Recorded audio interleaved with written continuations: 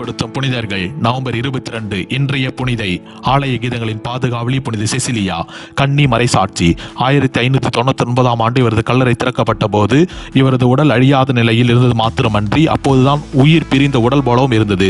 Stephen மடேர்னா என்ற சிற்பி இந்த உடலை பலமுறை கூர்ந்து கவனித்ததன் பயனாக பளிங்கு கல்லில் இவரது உருவத்தை செதுக்கியிருந்தார்.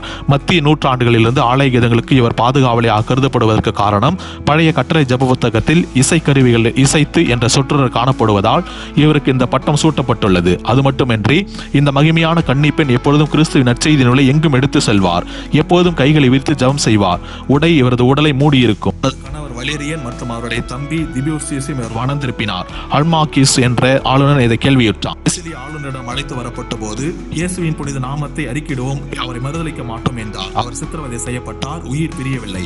கொலையாளி 3 முறை இவரது கழுத்தை வெட்டி ரத்த வெள்ளத்தில் மிதக்க வதைத்தான். இக்கொடூரமான நிலையிலும் 3 நாள் உயிர் ஊசலாடியது. தூய ஆன்மாவை இறைவனிடம் பின்னர் ஒப்படைத்தார். இன்றைய புனிதரிடமிருந்து கற்றுக்கொள்வோம். நமது உடல், ஆன்மா இவை இறைவனுக்கே சொந்தம் என்று எண்ணுவோம்.